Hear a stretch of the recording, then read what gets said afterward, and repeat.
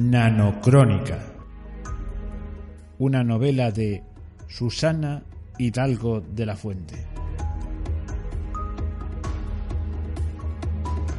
Capítulo 2.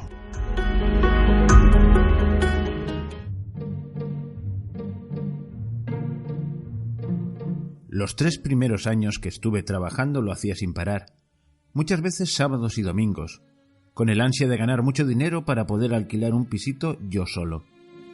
Rateaba en todo lo que podía, y no recuerdo haberme comprado casi nada de ropa o calzado en esa época.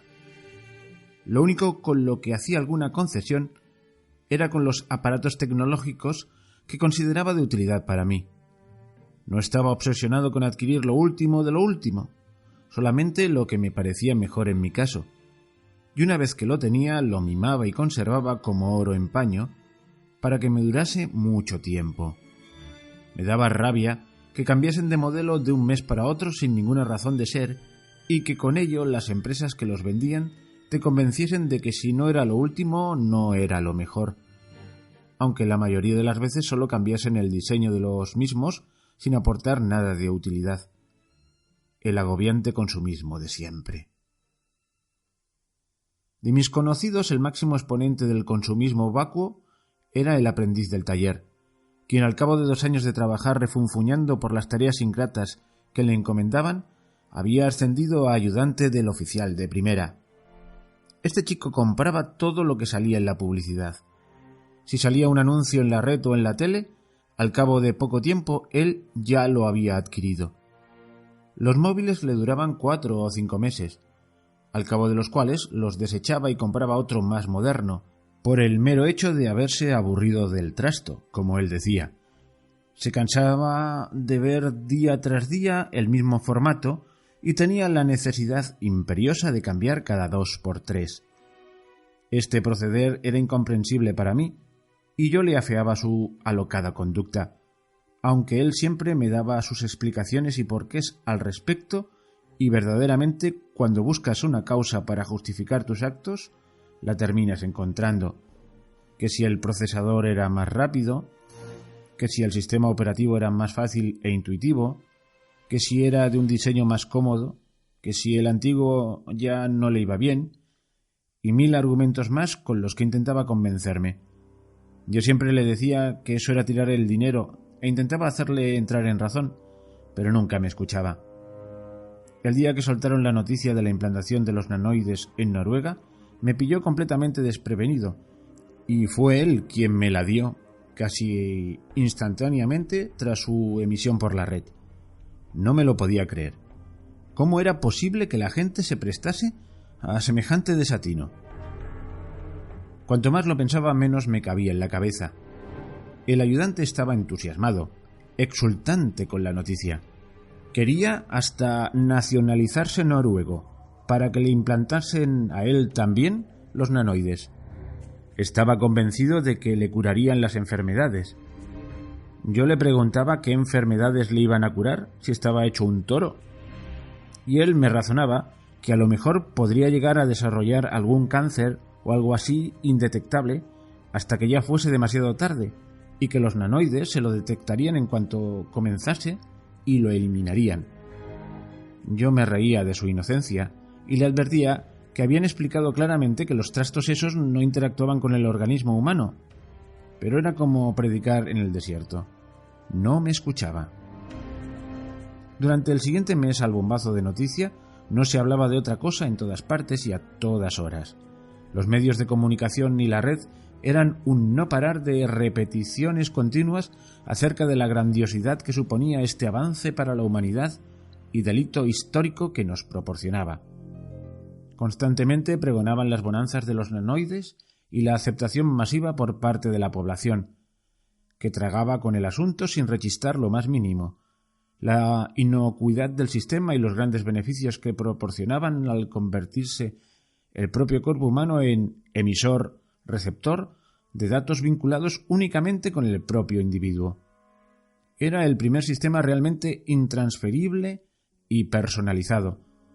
Yo no le encontraba mucha utilidad a esto, y existiendo ya aparatos que te hacían lo mismo, no veía la necesidad de meterse cosas raras en el cuerpo solo por comodidad. Cansado ya bajo el bombardeo ininterrumpido de publicidad positiva en todo lo concerniente al tema, pasó rápidamente el primer año de la puesta en marcha del sistema en Noruega sin ningún incidente, pero, claro, ¿quién vivía allí para saber si era verdad de lo que contaban en las noticias? Todo eran parabienes y felicitaciones por parte de los políticos europeos, quienes después de haberse asegurado el meternos por los ojos las excelencias de los nanoides durante ese año y haber realizado ya los pertinentes sondeos a la opinión pública para saber las tendencias de la gente, comenzaron a deslizar que después de la experiencia tan positiva del avance noruego, varios países más del entorno estaban ya preparados para asumir el cambio. ¿Del entorno? Los políticos, tan ambiguos como siempre, no aclararon más en los siguientes meses. Yo rezaba para que España no fuese uno de esos países por dos razones principales. Me daba pánico el meterme en el cuerpo unos bichitos ajenos a mi naturaleza y que no sabía realmente lo que iban a hacerme, porque por mucho que lo repitieran, a mí esto no me parecía como una vacuna con sus virus desactivados, y además había invertido ya una importante cantidad de dinero en la dichosa pulserita para que ahora me cambiasen a un nuevo sistema cuyo coste tendría que asumir yo de nuevo. En Noruega habían actuado con inteligencia y lo implantaron gratuitamente durante los 4 primeros meses. Así se habían asegurado una aceptación rápida y multitudinaria del producto, pero estaba seguro de que si lo ponían aquí nos tocaría pagar, haciendo el canelo como siempre. Además estaba casi seguro que los nanoides eran muchísimo más caros que cualquier gadget externo que pudiese existir hasta el momento. Era tecnología súper avanzada. A veces me quedaba pensando en lo torpes que somos, el común de los mortales, y la facilidad con que nos engañan, simplemente con enseñarnos un caramelo que, como lleva la ponzoña de relleno y no se ve al primer golpe de vista, nos lo comemos despreocupadamente, agradecidos además de que nos hayan hecho la gracia de darnos uno. Bueno, ¿qué digo de darnos? De vendernos. Encima somos tan paletos que nos gastamos nuestros caudales en lo que a los poderes les interesa. Durante este año mantuve frecuentes encuentros con los 2 amigos del bar, a los que ya también consideraba como amigos míos, casi cada fin de semana. Recuerdo con nitidez la extrema preocupación que tenían el domingo siguiente al caso cero, como dimos en llamarle. Les costó medio año asumir la realidad de esta brutal implantación. Ellos creían que las cosas no avanzarían tanto como para presenciar en vida semejante descalabro de la libertad. Me lo decían de corazón, cuando expresaban su deseo de haberse muerto antes de vivir aquel infierno en la tierra. Era inasumible para los dos. Cuando llegué al bar ese primer domingo, había unos cuantos clientes más aparte de ellos, y un tremendo alboroto de conversaciones cruzadas y comentarios, a la vez que la tele del local atronaba la estancia por el excesivo volumen. Aquello parecía un gallinero. Me encontré a los amigos en su habitual rincón, dando vueltas a sus respectivos cafés y leyendo ávidamente los 2 únicos periódicos que publicaban ya en España como prensa física, en papel. Ya toda la información provenía de los medios digitales. Yo les ofrecía a veces mi pantalla táctil para que leyesen a placer cualquier información mundial, pero siempre me la rechazaban con gesto amargo y me decían: ¿Es que tú no has leído a Orwell? ¿Quién te dice a ti que esas noticias digitales no cambian sus textos de rato en rato? ¿Cómo te ibas a acordar de si lo que hace 10 minutos era un y ahora es un y además? Por lo menos en los periódicos escritos la impresión no se puede echar para atrás una vez publicada. Lo escrito queda. Es inmutable. Yo me defendía diciéndoles que durante toda la historia de la humanidad los dirigentes se las habían apañado para embaucarnos y cambiar la opinión de sus súbditos según sus intereses, a pesar de todos los textos escritos. Y ellos, cabizbajos, me lo reconocían sin ambajes. Reconocían que tenía más razón que un santo. Su postura ante semejante problema había consistido en ir siempre a la contra de lo que salía en los medios de comunicación. Que decían los mandamás ¿Que los pantalones blancos eran lo mejor para la salud? Pues ellos se los compraban negros ipso facto. Yo nunca entendía la razón de ir siempre a la contra de cualquier consejo público, que la mayoría de las veces me parecían muy inocentes, y ellos me decían entonces: que se fastidien, así por lo menos su empresa de hilos blancos, que seguro que tiene una, o es accionista o consejero de ella, o su hermano o su primo, no se enriquecerá con mi dinero. Yo contestaba que seguramente también tenían compradas las empresas de fabricación de hilos negros y demás gama cromática. Y entonces ellos sonreían, me daban palmaditas en la espalda y me felicitaban por mi evidente evolución en mis pensamientos conspirativos. Y me recordaban que al principio me mofaba de ellos y de sus pesimistas teorías. «Ya te has infectado con el virus de la conspiración, uno más para el club, Félix», me decía Ramón, sonriendo y dándome golpecitos en el hombro sin cesar. «Ya tenemos aquí a la nueva generación pensante, mírale, un nuevo conspiranoico en la familia. ¡Ay!», suspiraba entonces y hacía el teatro de enjugarse las lágrimas de los ojos con las manos mientras sonreía. «¡Ay! Es que hasta se me saltan las lágrimas de la emoción y todo», me decía burlándose de mí. Como les vi aquel día tan enfrascados en la lectura, no les quise interrumpir. Me senté cerca de Ramón, pedí el desayuno al chico y me puse a leer su periódico conjuntamente con él. Como no podía ser de otra forma, el periodista que firmaba el artículo estaba completamente a favor de los nanoides y se quejaba amargamente de lo poco evolucionados y tercos con respecto a los cambios que éramos los españoles, no sin antes haber expuesto la infinita cantidad de beneficios que tenía este avance y que se podían reducir a 3: localización, simplificación de trámites de todo tipo y salud. Cuando terminé de leer el texto levanté la cabeza y no pude por menos que exclamar indignado: «Pues vaya una mierda, ¿y esto es la panacea de la humanidad? ¿Esto es lo que nos va a hacer evolucionar hacia un estado superior de bienestar? Pero si hace exactamente lo mismo que mi pulsera. ¿Y este es el invento tan fantástico que las empresas de nanotecnología han desarrollado? Esto es un timo en toda regla, hombre. Nos están engañando como a chinos».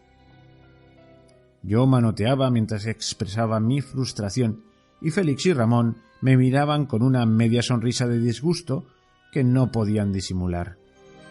Estaban realmente preocupados. Este abuso flagrante contra la libertad de la población les había hundido en la miseria. Desde que saltó la noticia a la luz realmente se sentían impotentes, más que nunca.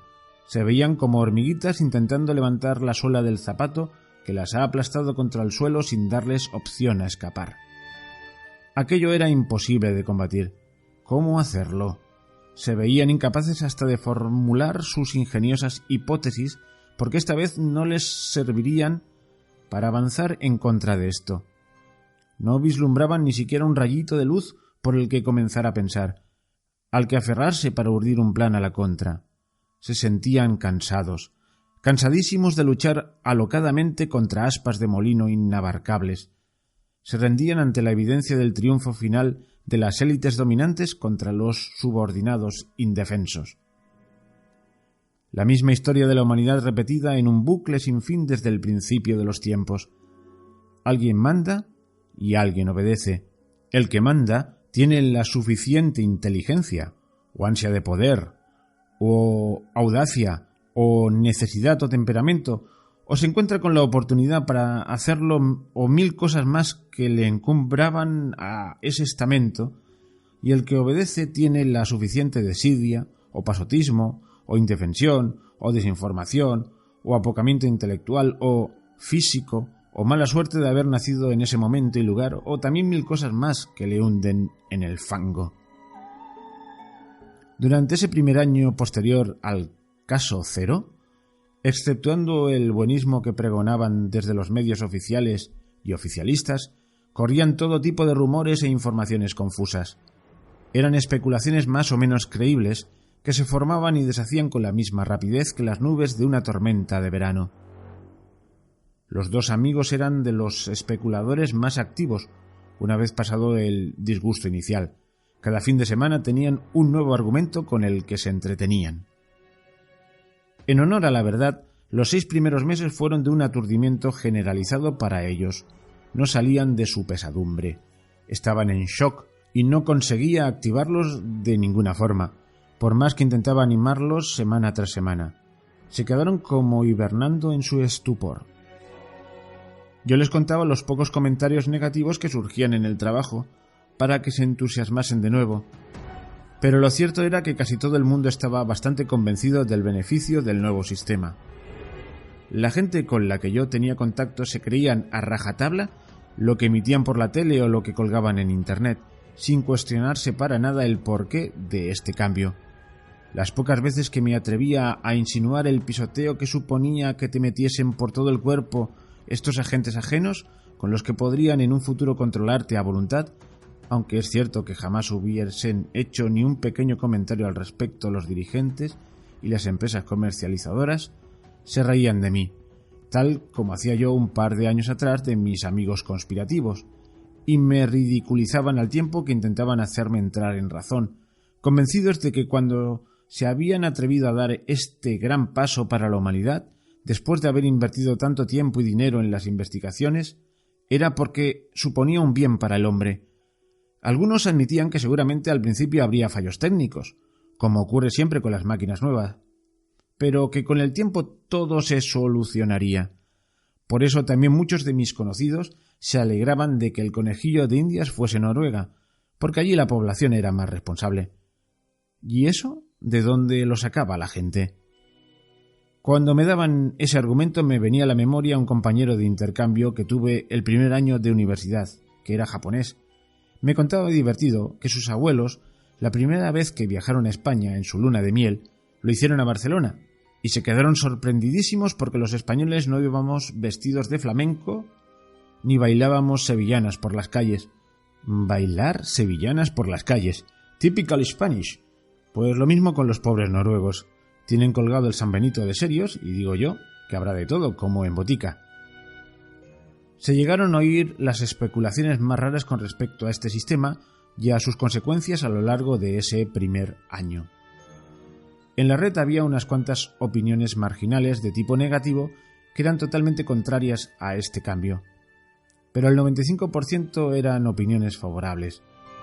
Ya se habían preocupado muy bien de atascarnos de la consabida publicidad y de tildar a los pocos opositores de antisistema, esquiroles y terroristas antitecnología. Yo ya me encontraba en este grupo de los opositores. Cada día que pasaba, no sé si por la influencia de mis amigos o porque realmente empezaba a comprender la magnitud de esta liquidación de las libertades, me volvía más contrario. Además, pesaban mucho, en mi parecer, las pocas noticias en contra, o más bien especulaciones que trascendían al común de los mortales. Se oía de todo. Que si habían implantado los nanoides para controlar al individuo física y emocionalmente, obligando al organismo a producir o dejar de producir cierto tipo de hormonas y enzimas. Que si podían incluso influir en el pensamiento humano, ya que, a pesar de lo predicado, los nanoides sí que interactuaban con el organismo cuando y como ellos querían. Que si estaban permanentemente localizada tu persona y tu vida privada, extraída mediante la información de los nanos y almacenada en infinitas bases de datos que manejaban los dirigentes para todo tipo de fines ajenos a tu voluntad. Que si había un sector de la población que había fallecido por causa directa de los nanoides al haberles producido una reacción adversa y un fallo generalizado de todos sus órganos vitales.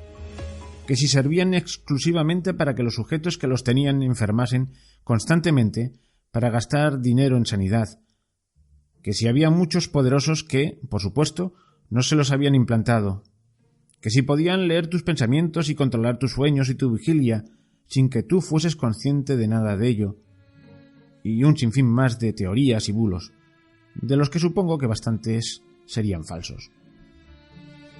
Pero una vez hace mella en ti uno de ellos, tan solo uno, la duda te corroe y te mina la entereza de tus anteriores convicciones y te empiezas a cuestionar todo lo que antes habías reconocido como cómodas verdades inmutables. Esto fue lo que me pasó a mí durante esos meses. Fui carcomiéndome cada vez más y en cuanto salía a colación el tema en cualquier situación, yo ya me ponía indefectiblemente a la contra. Con Félix y Ramón era muy cómodo, porque no tenía que luchar con ideas diferentes a las mías. Ellos me superaban con creces en poner en duda cualquier argumento que les llegaba.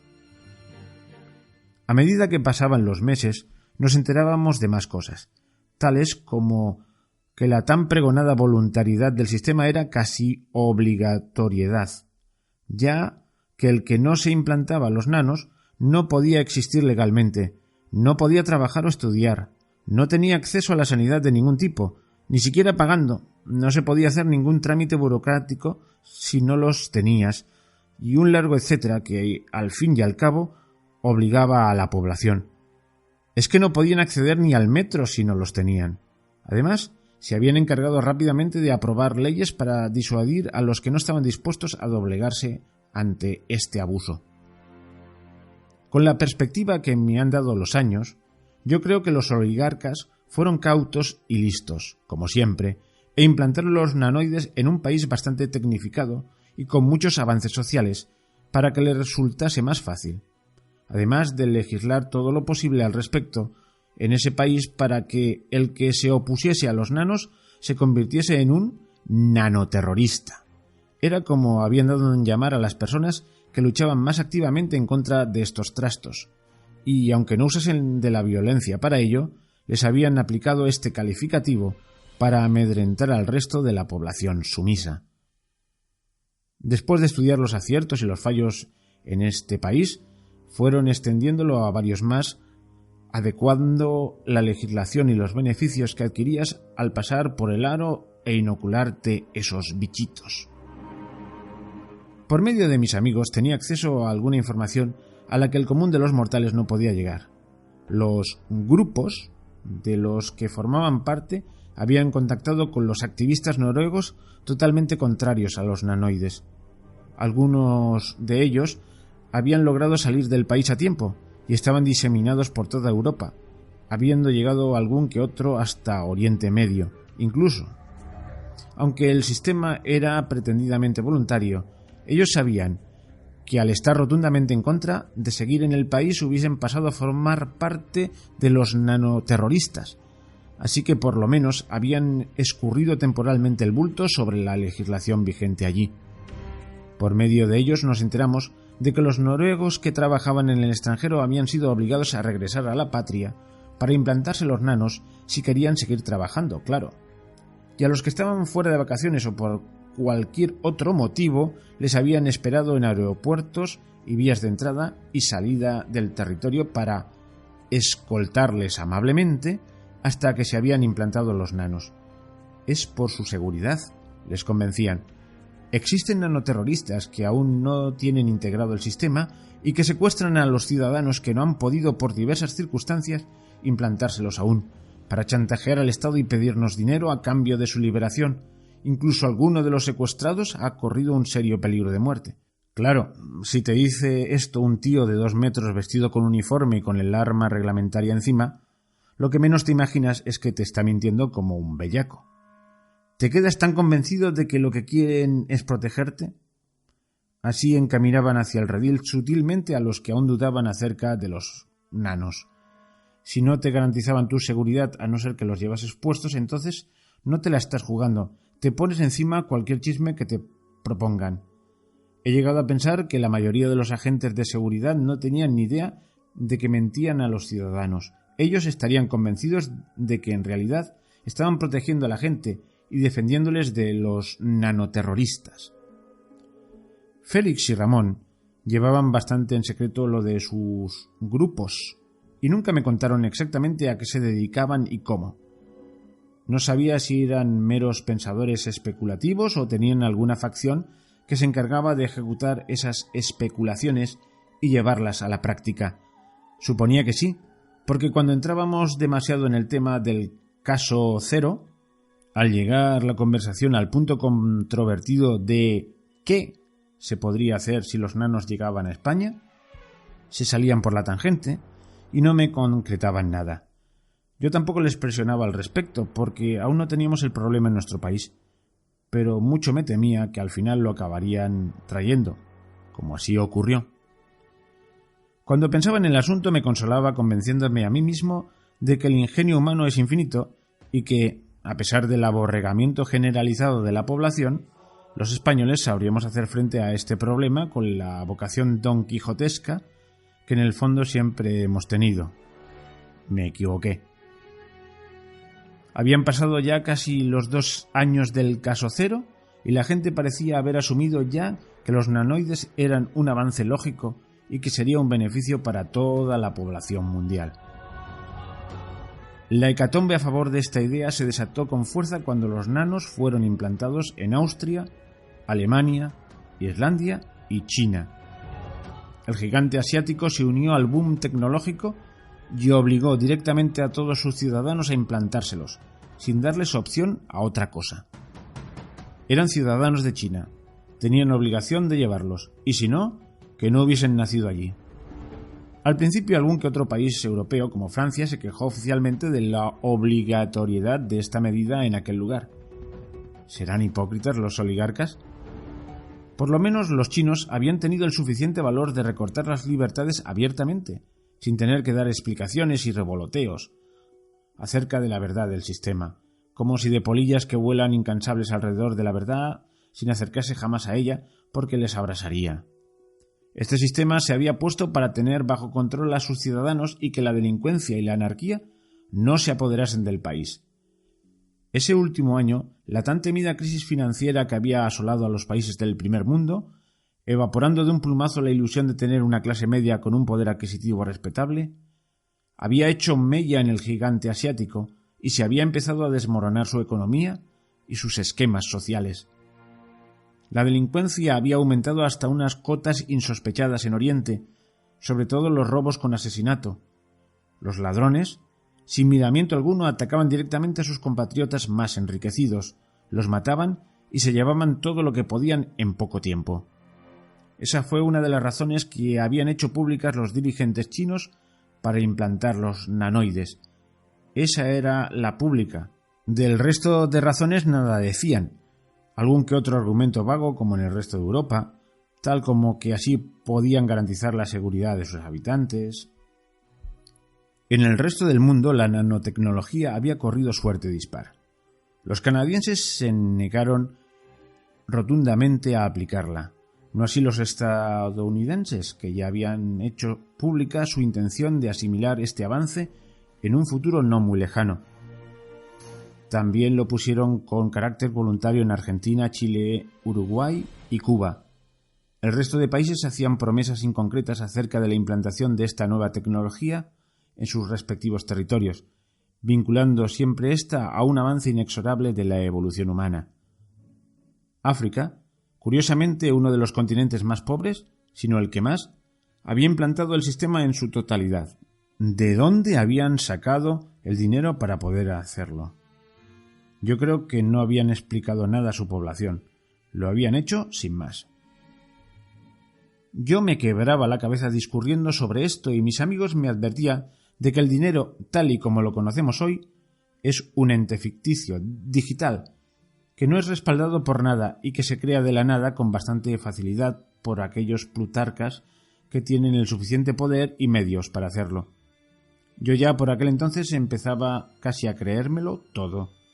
El virus de las ideas conspirativas había calado muy hondo en mí, y mi paranoia ante la inminente ejecución en España de este diabólico plan aumentaba exponencialmente a medida que pasaban los meses.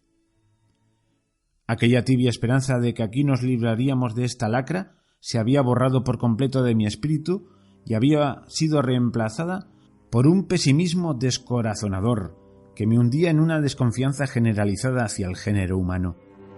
No veía resistencia por ningún lado. Nadie luchaba contra aquello que a mí me parecía claramente un flagrante abuso ante la libertad humana. Es cierto que aún conservábamos el libre albedrío, la capacidad de elegir entre el bien y el mal, pero ¿y los que ya tenían corriendo por sus venas a los nanoides? ¿Y esa pobre gente aún conservaría su capacidad de elegir libremente ante el bien y el mal? ¿O realmente su espíritu y su razonamiento se veían influidos por esa aberrante tecnología? Me hacía a menudo estas preguntas junto con otras muchas de este cariz y se las exponía frecuentemente a Félix y a Ramón para debatirlas. Ellos, apesadumbrados, coincidían conmigo en que casi con toda seguridad la manipulación del ser humano a nivel psicológico sería total. ¿Para qué molestarse sino en implantarlo a escala mundial con tanta premura?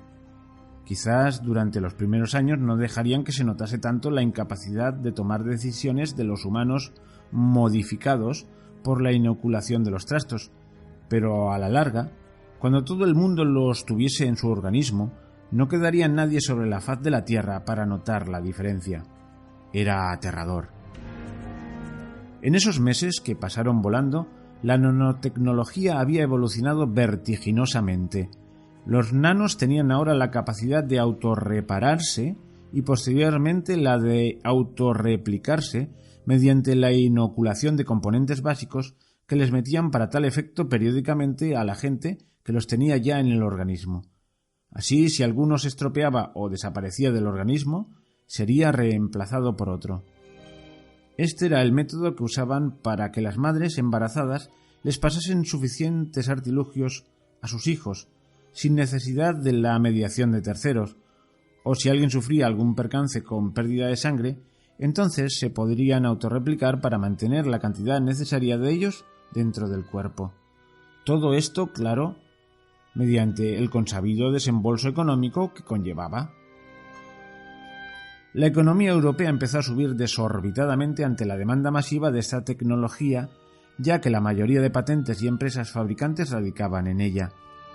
Y como siempre que sube la economía, empezó la gente a dispendiar el dinero más alegremente y ya no se preocupaban mucho de los gastos que suponían los nanoides, porque podían hacer frente a ellos con holgura y, además, en la práctica de la vida diaria les suponía una tremenda comodidad el llevarlos, porque ya casi cualquier trámite era irrealizable si no eras portador. Se habían ocupado muy bien en los 2 primeros años en atar todos los cabos sueltos y con cada país nuevo que los adquiría se perfeccionaba la técnica de su implantación para que no quedase nada al azar. En los meses previos a la implantación en España, allá por marzo del 2022, se respiraba en el ambiente una cierta expectativa y nerviosismo con respecto al cambio tremendo que se nos avecinaba cuando por fin hicieron pública la noticia de su adquisición aquí. La gente hablaba y hablaba sin cesar acerca de cómo sería el cambio y si habría un tiempo de transición para poder adaptarse cómodamente. Comencé durante ese tiempo a acudir al bar con más asiduidad para ver a mis 2 amigos, quienes a pesar de su aparente tranquilidad de cara a la galería, estaban muy nerviosos, como todo el mundo. A pesar de que en el taller tenía que trabajar muchas horas, siempre intentaba pasarme 2 o 3 veces por semana por allí y charlar con ellos. Cada vez que les veía tenían una nueva hipótesis o noticia de primera mano que conseguían a través de sus grupos.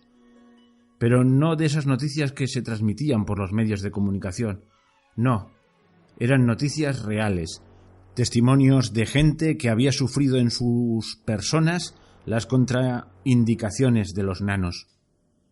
Supimos de un caso en especial que ocurrió en Noruega y que me llamó la atención. Era un hombre de unos 50 años que se había visto casi que obligado a meterse los bichos por motivos laborales y que había escrito su propia experiencia para intentar darla a conocer a todo el mundo, aunque en realidad solo circulaba entre los grupos antinanoides.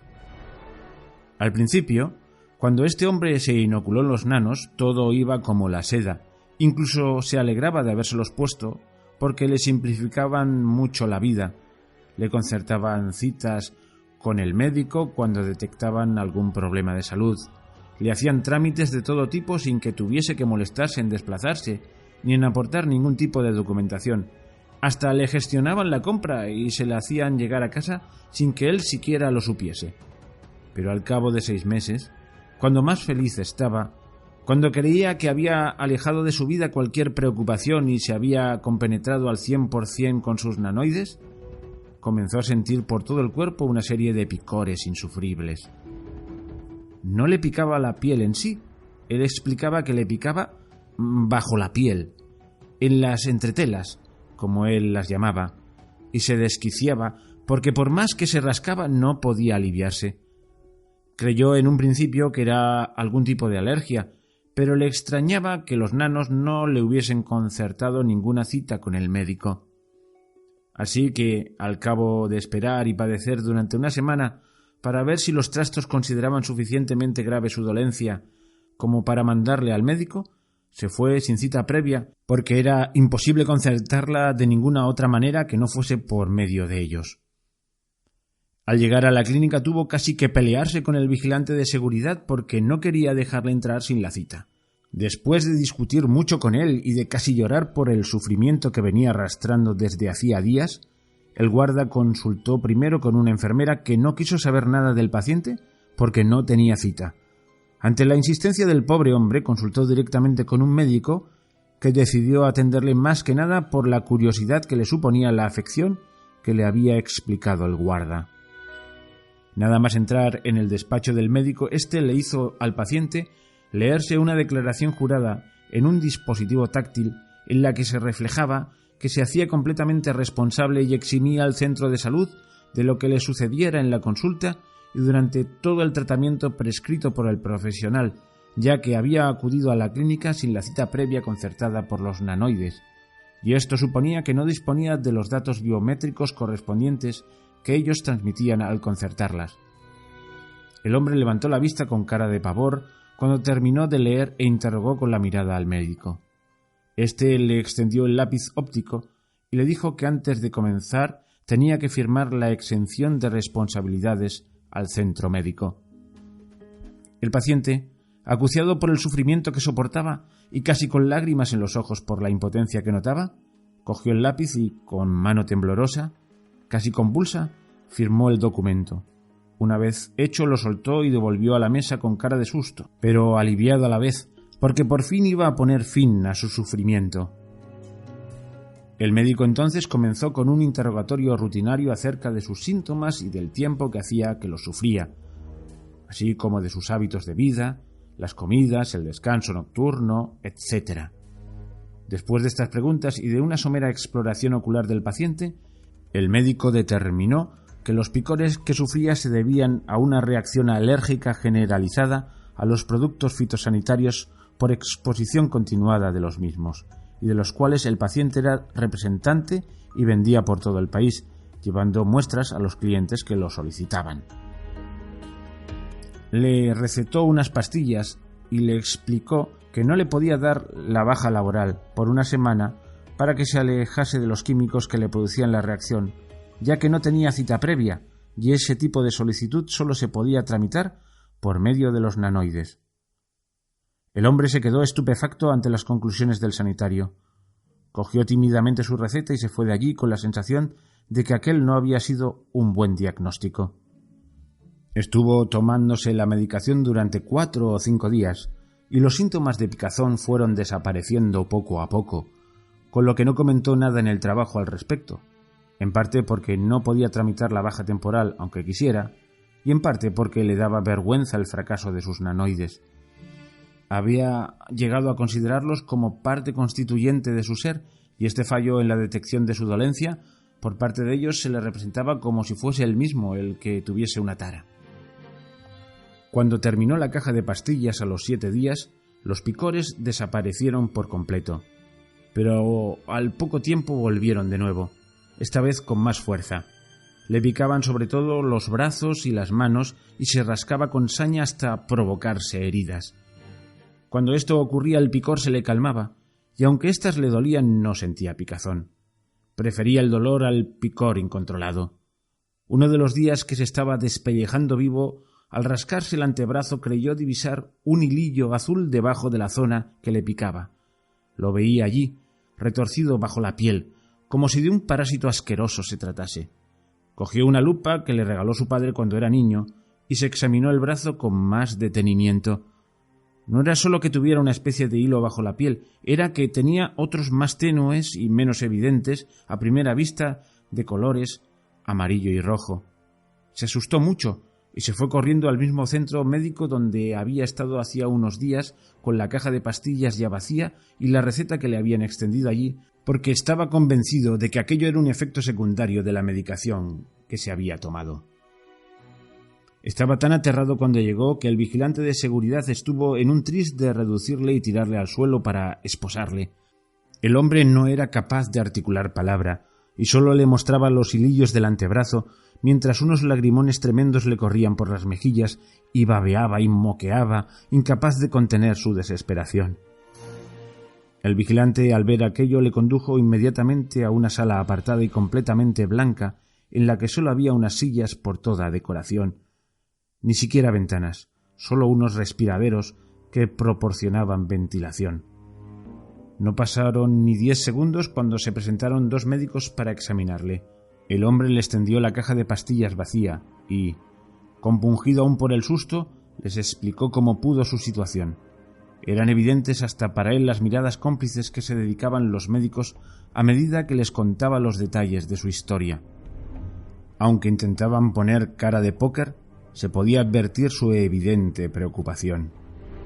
Cuando terminaron de examinar detenidamente el brazo, le dijeron que se esperase allí unos minutos, que vendría un celador para trasladarle a otra planta, ya que tenían que hacerle más pruebas.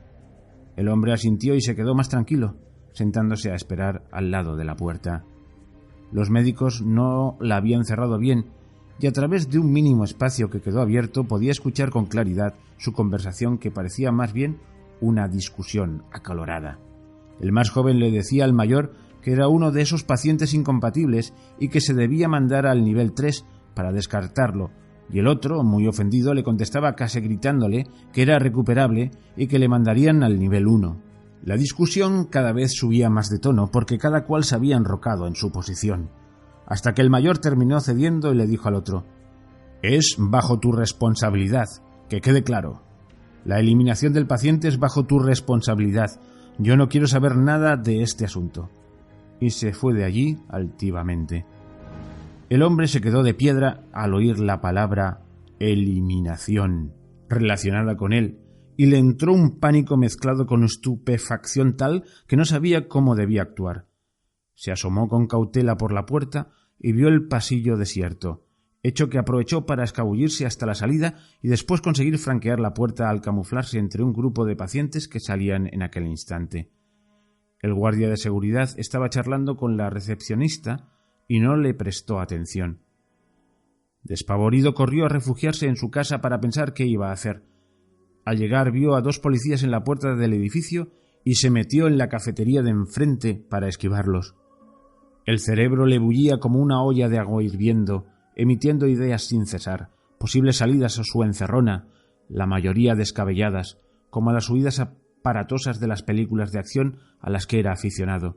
Hasta había pensado en entregarse mansamente alegando la perturbación transitoria de sus facultades mentales al creer que le iban a matar debido al fallo de sus nanoides.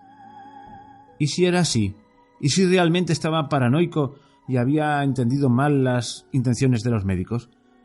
Aquel hombre se hacía estas preguntas y valoraba mentalmente una y otra vez las palabras que había escuchado a los sanitarios, poniéndolas del derecho y del revés para ver si venía a su cerebro una nueva luz con la que salir de su situación. Los policías de su edificio recibían mientras tanto instrucciones y comenzaban a mirar alrededor, hacia todos los locales y demás portales de su calle. Las gotas de sudor corrían por su frente, al tiempo que movía la cucharilla histéricamente dentro de la taza de café que había pedido y que estaba ya medio desparramado en el plato por el brío de los movimientos. Era una situación angustiosa y no sabía cómo reaccionar. No sabía si salir y entregarse, no sabía si salir y escabullirse disimuladamente, no sabía si salir y echar a correr, no sabía si quedarse sentado hasta que los policías le encontrasen. No sabía nada de nada. Su cerebro estaba bloqueado por el terror que le suponía el sentirse como un delincuente sin haber cometido en realidad ningún delito. Y sin embargo, allí estaba, huyendo como un fugitivo peligroso. Se bebió lo que quedaba de café mecánicamente. No tenía que pagar porque los nanoides lo habían hecho por él al realizar el pedido. ¿O no era así? ¿Y si ya no funcionaban bien o medio bien? Al fin y al cabo no le habían concertado cita con el médico cuando comenzó el picor. ¿Y si tampoco podían ya ni hacer esa sencilla gestión? Entonces se irían acumulando en su expediente más y más delitos sin haber él querido hacerlos, y no tenía ni siquiera dinero para pagar en ese momento, ya casi no había dinero por las calles y dudaba si la joven camarera tuviese dinero en efectivo en la caja. Consideró si no estaría ya paranoico, ¿Quién le decía a él que aquellos policías estaban esperándole? ¿Cómo se le había llegado a ocurrir una idea tan estúpida? Ahora dudaba seriamente si aquella conversación que había oído a los médicos no la había sacado de contexto y la había interpretado mal debido al sufrimiento que padecía por aquellos terribles picores.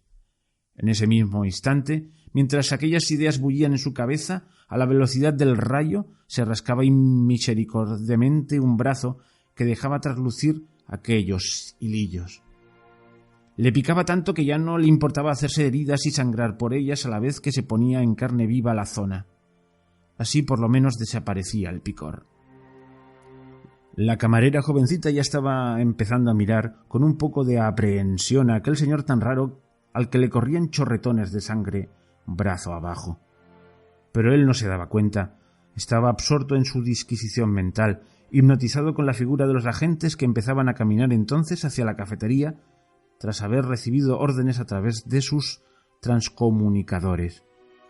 El sudor le caía ahora copiosamente de su frente y se rascaba sin pensarlo más y más el brazo, convertido éste ya en una alegoría a una película de cine gore. Cuando los policías estaban en la mitad de la calle, entró un hombre de unos 30 años en el local, se acercó con paso presuroso hasta él y le dijo: «Si quiere vivir, si quiere que no le eliminen, venga conmigo».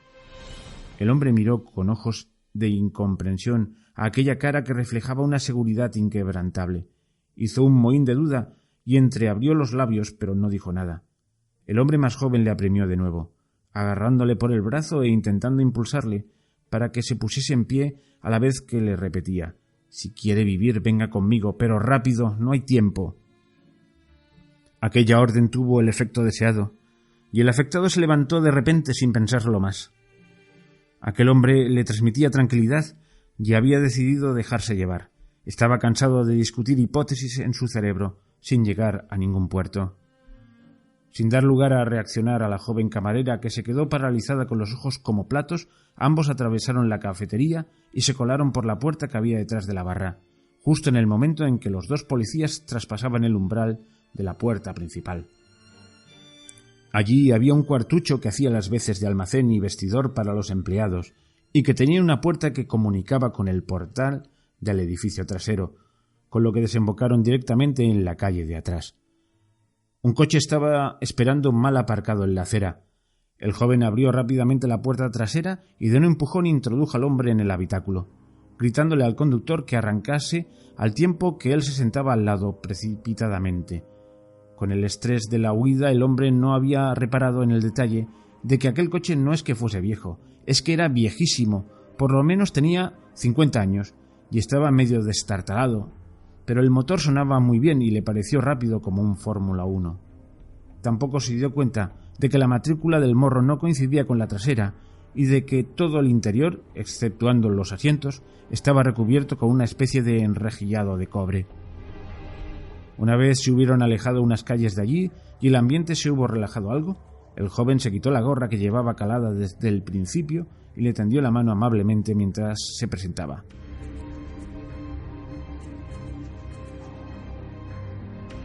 «Hola, Heimdall. Me llamo Stein. Y él es Eric», dijo señalando al conductor. «¿Nos conocemos?» El hombre, aún fatigado por lo imprevisto de su situación, le miraba con ojos alarmados, rebuscando en su memoria una cara como aquella. «Aún no personalmente, pero hace una semana que su expediente me ha llegado. Estaba esperando este momento desde entonces para entrar en contacto.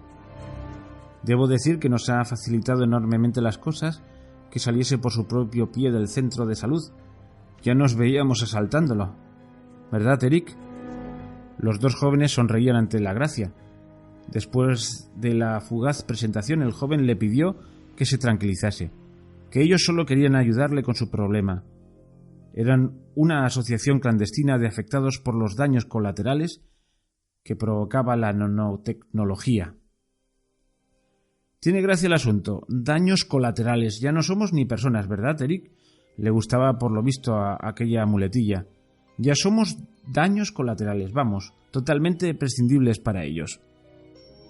El hombre seguía mirándole con expresión atónita, totalmente perdido, sin comprender nada de nada. El joven le siguió explicando que había muchos más casos de personas como él a los que los nanos habían provocado una reacción adversa irreparable, y la única manera que tenían de silenciar este tipo de casos era por medio de la eliminación de los sujetos, porque hasta la fecha no habían sabido reparar estos fallos.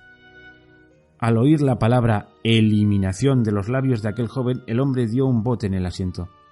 ¿Eliminación? Eso es lo que yo oí a los médicos hablar sobre mí. Entonces no me he vuelto loco. Arqueó las cejas al decir esto. Pues claro que no, hombre. ¿Qué vas a estar loco? Esa fue la palabra mágica que escuchaste a aquellos sujetos. Mira, como queda aún media hora de camino, te voy a explicar tu caso. El joven le explicó durante el trayecto que a los pocos meses de la implantación de los nanoides, estos habían empezado a dar problemas en algunos de los sujetos que formaban parte de un pequeño porcentaje de la población. Los fallos eran diversos, dependiendo de la persona, pero el que le había ocurrido a él era el más generalizado, salvo por la manifestación de sus síntomas externos, que en su caso eran excepcionales. El organismo en estos sujetos resistentes a los nanos no veía con buenos ojos aquel intrusismo a pesar de los sistemas antirrechazo que llevaban los nanos incorporados. Entonces intentaba atacarlos envolviéndolos en una capa de tejido que en la mayoría de los casos era grasa y que los reunía a muchos de ellos en una especie de pelotita adiposa, parecida a las del colesterol que recorría el torrente sanguíneo. Los nanoides, claro está, intentaban defenderse como podían y fabricaban una serie de tubitos con las fibras corporales con los que intentaban atravesar las membranas que les aprisionaban y salir a través de ellos, creando al mismo tiempo un sistema vascular alternativo por el que poder moverse. Esta reacción era un ciclo sin fin y una lucha constante entre el organismo y ellos. En la mayoría de los casos, si este proceso se alargaba mucho tiempo, el humano era el que terminaba perdiendo la batalla, generalmente por algún tipo de fallo circulatorio tipo infarto, embolia o ictus.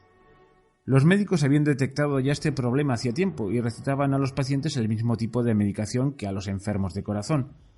Pero esto solo funcionaba durante un corto periodo de tiempo, porque en el organismo se producía el efecto rebote y empezaba a fabricar pelotitas de nanoides con más rapidez para intentar deshacerse de ellos. En la mayoría de los afectados, todo este proceso comenzaba con una serie de dolores musculares y sensación de pesadez en las extremidades, así como sufrir cosquilleos en las mismas por riego insuficiente. Los nanos, al estar encapsulados, no pueden realizar su trabajo con eficacia y muchas veces eran incapaces de detectar e informar acerca de este problema, por lo que cuando este tipo de casos llegaba a los centros de salud ya solía ser demasiado tarde porque los nanoides estaban seriamente dañados al haber impedido estas cápsulas tan sabiamente fabricadas por el organismo que se autorreparasen. Al principio, cuando detectaron este problema, el tratamiento utilizado era hacerle al paciente una especie de diálisis experimental que separaba los grumitos de grasa del resto de la sangre. Entonces le recetaban al afectado un fuerte cóctel de medicamentos para mejorar el sistema circulatorio e intentar impedir que se formasen estos depósitos de tejido, y le volvían a introducir en la sangre otra carga de nanos más numerosa que la que llevaba en un principio, pero esto era peor.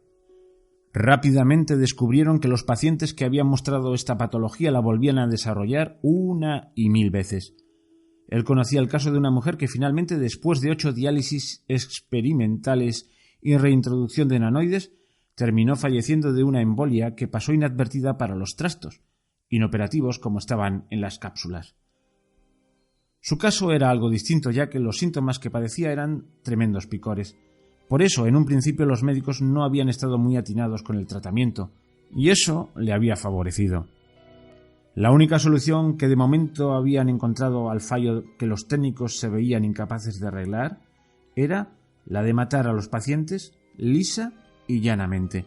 Era preferible realizar la ejecución en un centro hospitalario en el que tenían todo el proceso controlado y engañar a los familiares explicándoles que el afectado tenía un fallo genético en una de las válvulas del corazón y que había fallecido durante la operación, o alguna otra excusa de este tipo que fuese difícilmente comprobable por los que sobrevivían al pobre fallecido.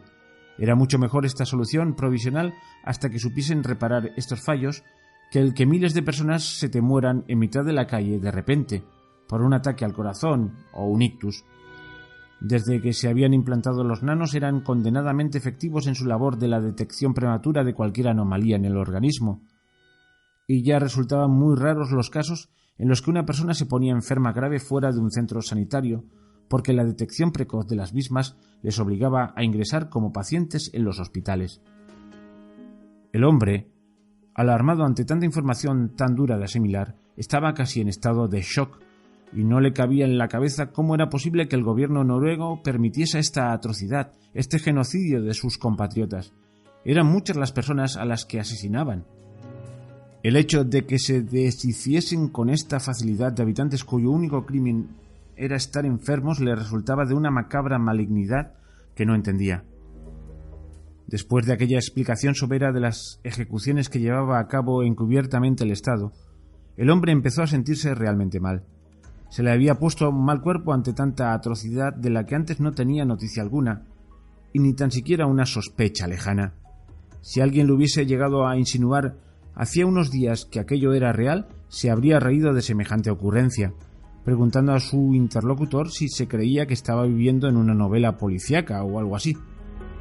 Al cabo de casi una hora de viaje a toda velocidad en aquel extraño coche, llegaron a un caserón de 2 plantas de las afueras de la ciudad que estaba algo aislado del resto de viviendas que salpicaban el paisaje, esparcidas por aquella zona.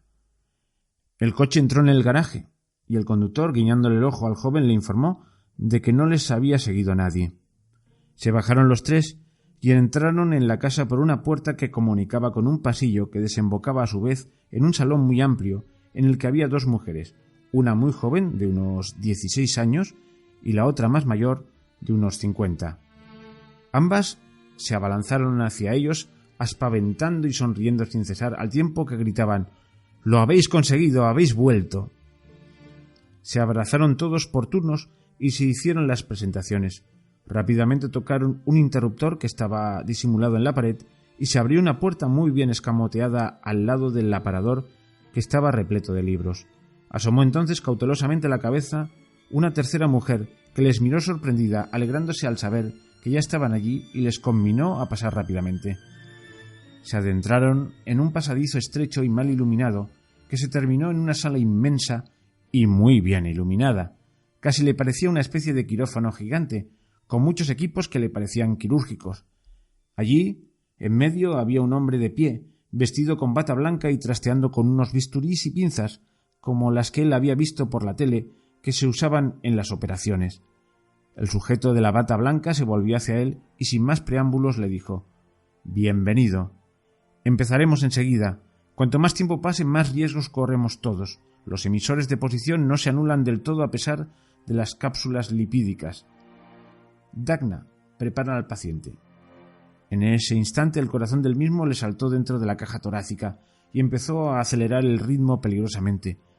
«¿Prepararme para qué?», acertó a preguntar balbuceando. El médico le respondió, sin mirarle mientras seguía prestando atención a su instrumental, que iban a anularse esos malditos trastos. «¿Pero eso se puede hacer?». «Claro que se puede hacer, pero es peligroso, no se lo voy a negar». Esta vez le miró fijamente a los ojos. «Existe un alto riesgo de fallecimiento». «¿Riesgo de fallecimiento? Pero... Esta vez fue el afable Stein quien le echó un capote y dándole unas palmaditas en el hombro que intentaban aportarle algo de tranquilidad. «No te preocupes, hombre. Casi la mitad de los pacientes sobreviven. Mírame a mí, perfectamente sano después de mi intervención. O te arriesgas a la extirpación con un 50% de probabilidades de morir, o te vuelves a la ciudad y morirás con toda seguridad. Eso es un 100% de probabilidad, sin margen de error. Créeme, no te dejarán vivir, ya lo he visto otras veces. Mis propios padres murieron así». Esos oscuros ojos que transmitían tanta seguridad se empañaron momentáneamente por las lágrimas. Aquel había sido un día de locos, primero sufriendo con aquellos picores que aún le atormentaban de manera inexpresable y que le roían la resistencia física, luego en el centro médico escuchando de labios de los sanitarios que pretendían ejecutarle, y su huida posterior de manos de una asociación ilegal que le explicó con crudeza su situación. Y ahora esto. Una intervención para anularle los nanoides. Estaba rendido, estaba exhausto por tanta tensión. Aquello le sobrepasaba. Él no era James Bond, ni falta que le hacía. A esas alturas del día ya no podía pensar, ya no razonaba con claridad y su única ambición era que alguien le proporcionase una solución. Tenía la necesidad de abandonarse al destino y ya no tenía fuerzas para luchar más contra las circunstancias, así que cedió. Desapareció la desconfianza y se entregó relajadamente a aquellas personas que parecían ser los únicos que le querían ayudar cuando realmente lo estaba necesitando. Dio su aprobación con un asentimiento de la cabeza y le inyectaron un tranquilizante al tiempo que le tumbaban en una mesa de operaciones y le volvían a inyectar otra sustancia. Ya no recordaba más. Se despertó al día siguiente con un tremendo dolor de cabeza y una sensación de náuseas y vértigo que le obligó a recostarse de nuevo en la cama después de haber intentado incorporarse. «Hola, buenas tardes, Heimdall. ¿Has dormido mucho? ¿Qué tal estás? Toma, bébete esto». Era una de las mujeres la que se dirigía a él tendiéndole un vaso que contenía un líquido amarillento. Se lo tragó sin rechistar porque tenía sed a pesar de las náuseas. Aquella pócima tenía un ligero sabor ácido, como el limón. «No nos ha dado tiempo ni a presentarnos. Me llamo Un», sonrió la mujer de nuevo. «Me alegro mucho de que hayas sobrevivido. Nos tenías muy preocupados. Créeme».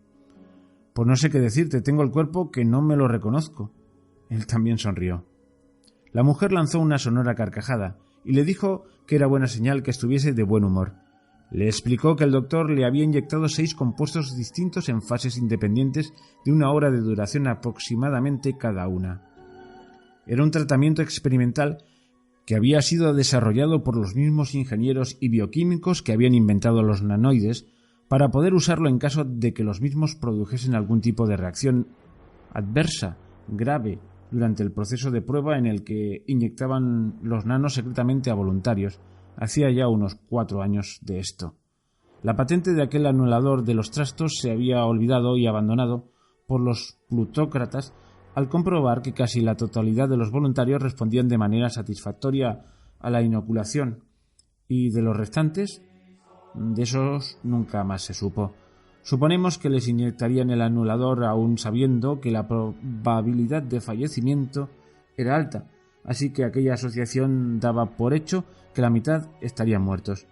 El hombre le preguntó el por qué no habían seguido investigando aquel anulador para las personas como él, a los que aquella tecnología le provocaba una reacción tan mala. La mujer le hizo un gesto de incredulidad al tiempo que le contestaba. ¿En serio crees que los plutócratas van a gastar dinero y recursos para salvar a esa minúscula cantidad de población? Somos chusma para ellos. Somos una masa de cucarachas que mantenemos el sistema para que ellos lo disfruten y se beneficien de nuestro sudor. Es así de claro.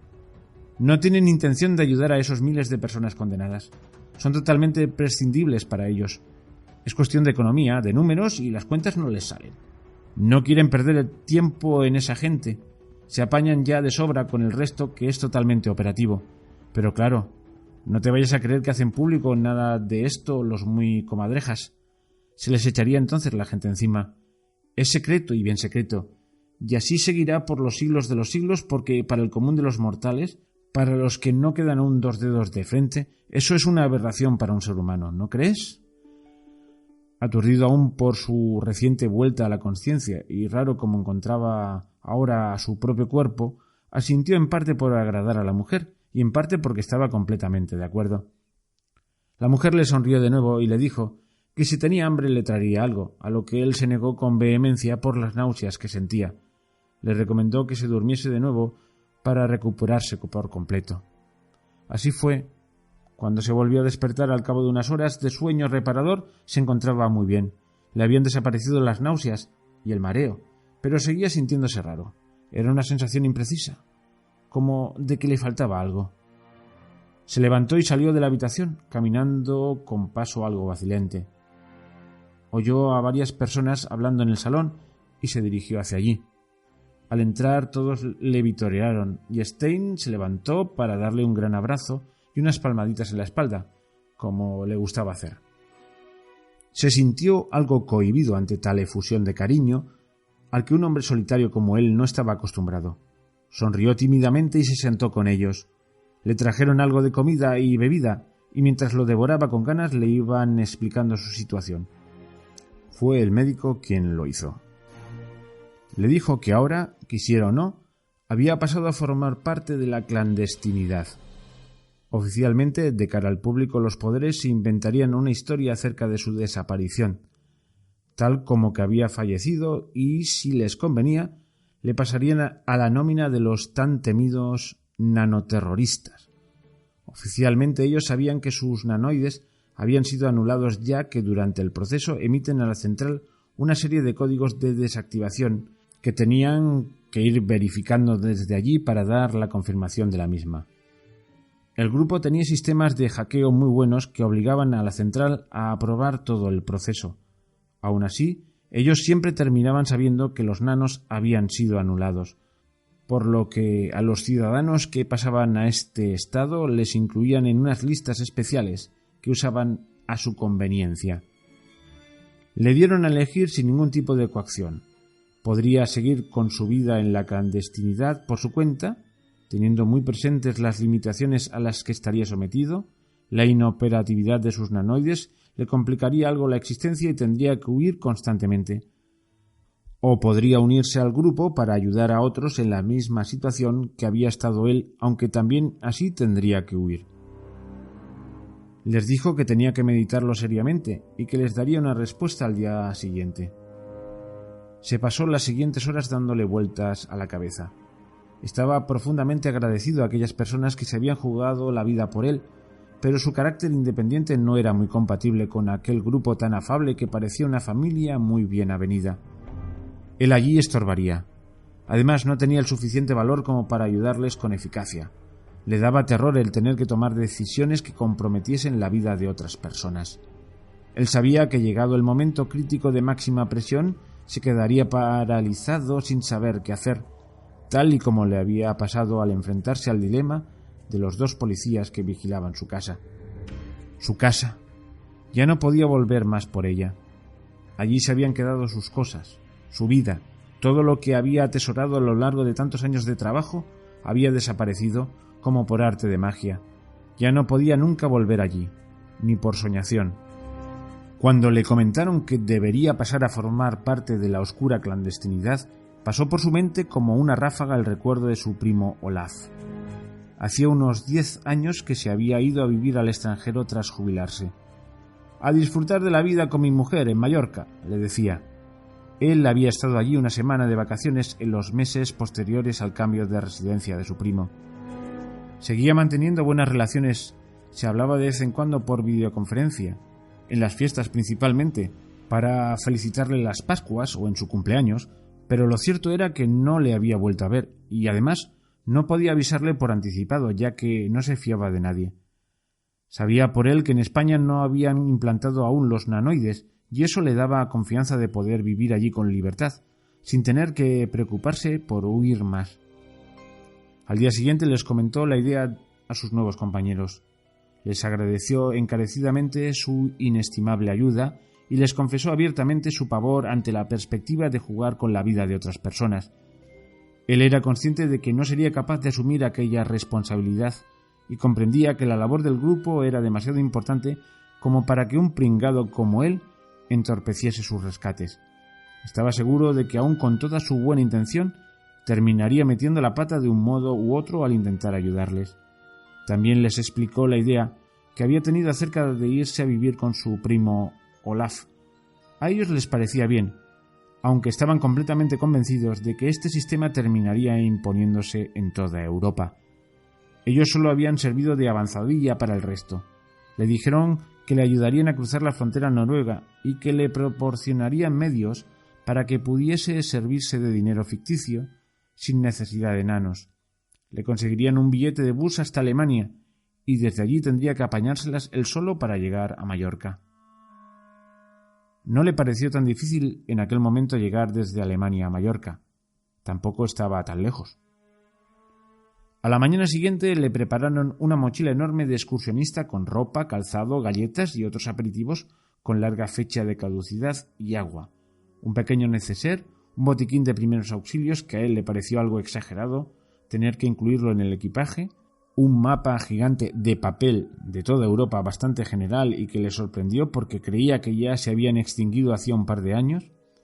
También le incluyeron 2 tarjetas de prepago, aquellos antiguos monederos electrónicos que venían cargados con una cantidad de dinero que se iba agotando a medida que se compraba. En Noruega ya estaban completamente obsoletas, pero en algunos países aún eran operativas, aunque ya también se habían quedado bastante anticuadas debido a la proliferación del dinero telemático, como por aquel entonces se le llamaba. Le advirtieron de que aquellas tarjetas contenían euros y de que no le servirían de nada en países que no usasen esa moneda de manera oficial. Por último, le proporcionaron su pasaporte con una identidad falsa de Finlandia, país que aún estaba en trámites para implantar los nanos, por lo que no resultaría sospechoso que no los llevase. Le dieron también unas someras instrucciones acerca de su salud. Los nanos seguían habitando su cuerpo en forma de capsulitas, algunos y otros sueltos por el torrente sanguíneo, aunque todos ellos completamente inoperativos. En principio eran inocuos para su salud. Le recomendaron beber cada día 2 litros de agua y hacer algo de deporte para activar la circulación sanguínea y ayudar así a su organismo a deshacerse de estos trastos. Aún no había pasado mucho tiempo desde la implantación de los nanoides, pero basándose en su propia experiencia y los análisis de sangre que se hacían ellos mismos para controlar su cantidad en el torrente sanguíneo, habían llegado a la conclusión de que tardaban unos 5 meses en desaparecer por completo. Debido a que no podían replicarse ni producir las hormonas antirrechazo, el cuerpo humano los consideraba como toxinas y se iban deshaciendo de ellos en la medida que iban pudiendo. Si el paciente le ayudaba, pues mucho mejor. Después de las consabidas despedidas y de unas falsas promesas de un reencuentro futuro que nunca se llevaría a cabo, se subió al mismo coche que le había traído junto con Stein, que le haría las veces de chofer.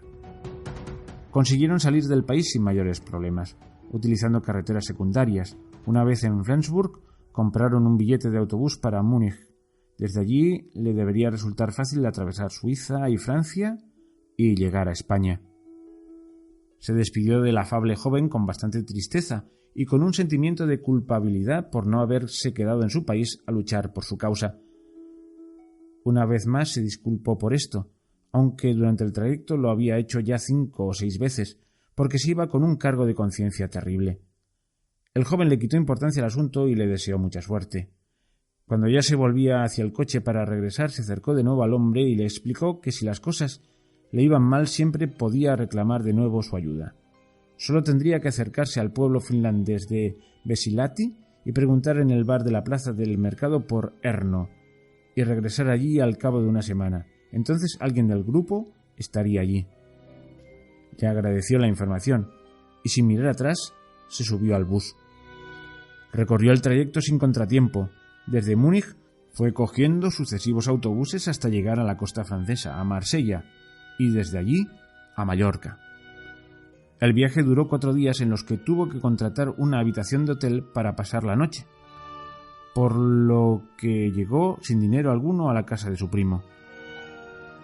Cuando llamó al timbre le abrió su hija mayor, que en un principio no le reconoció porque tenía un aspecto demacrado y algo bohemio, con el pelo y la ropa desastrados y la barba crecida de 10 días, ya que no se había afeitado desde la mañana en que se presentó en el hospital. Cuando por fin apareció su primo no pudo evitar echarse en sus brazos llorando como un niño, descargando por fin toda la tensión acumulada al sentirse seguro por primera vez en mucho tiempo. Le relató a la familia todas las penalidades por las que había pasado, incluyendo la ayuda que le había prestado desinteresadamente a aquella organización. Su primo, su mujer y sus 2 hijas se escandalizaron enormemente de que en su país se estuviese asesinando a inocentes con esta impunidad encubierta.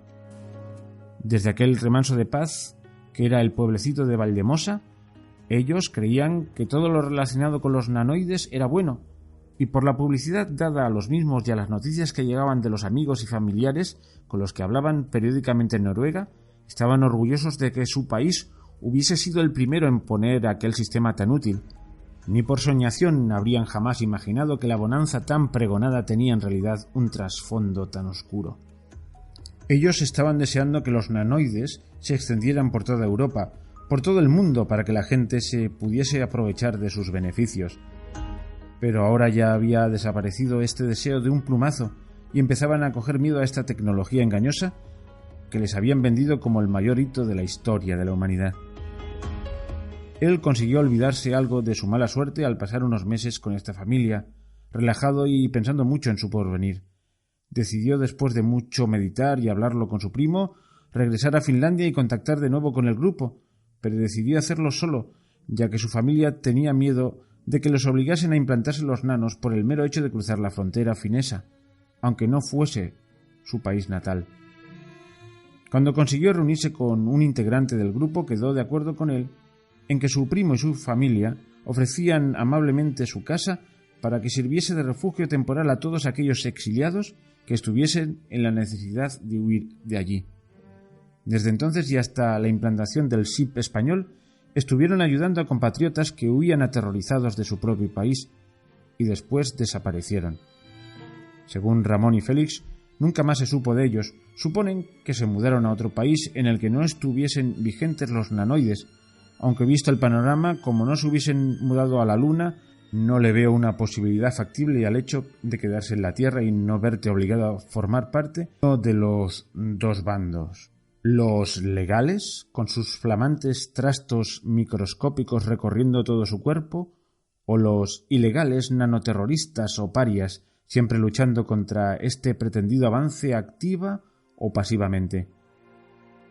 Otros muchos casos como este llegaban a oídos de Félix y Ramón, cada vez más alarmados por el cariz que tomaba el asunto y cada vez más derrotistas con respecto al futuro que le esperaba a nuestro país. Se lamentaban constantemente de que el común de la población no advirtiese el gran peligro que suponían estos engendros y que se dejasen convencer tan fácilmente por la propaganda estatal, y renegaban a diario del género humano y de su gregarismo genético, que doblegaba las voluntades de los sujetos fácilmente si era utilizado con habilidad por los plutócratas y demás mandamases con una ambición inconmensurable. Yo hago esto porque quiero y porque puedo, punto. Esa parece ser su máxima. Yo temía de verdad que el momento de la obligación encubierta de los nanos llegase aquí. Muchas veces me preguntaba qué habría hecho yo si estuviese en el pellejo de aquellos fugitivos de los que tenía noticia por medio de mis dos amigos, y tomaba buena nota de lo que ellos habían hecho por aquello de que si las barbas del vecino ves cortar, pon las tuyas a remojar. Tenía la impresión de que llegado el momento me iba a tocar estar al margen de la ley, no ya porque me fallasen los nanoides e intentasen liquidarme para que el Estado pudiese eliminar la publicidad negativa de estos contratiempos, sino porque directamente yo no iba a permitir de ninguna manera que me los pusieran. Iba a intentar no meterlos en mi cuerpo hasta que me fuese posible, unos meses o unos años, lo que las leyes marcasen, y después, Dios diría, ya me plantearía entonces ese problema de acuerdo a cómo se desarrollasen los acontecimientos. Se me erizaban todos los pelos del cuerpo solo con imaginarme que esos bichos correrían libremente por mi cuerpo. Para mí eran un virus. Eran una infección asquerosa e intolerable. Creo que necesitaría comprobar que aquello me provocaría una reacción adversa. Es que solo con pensarlo ya la tenía.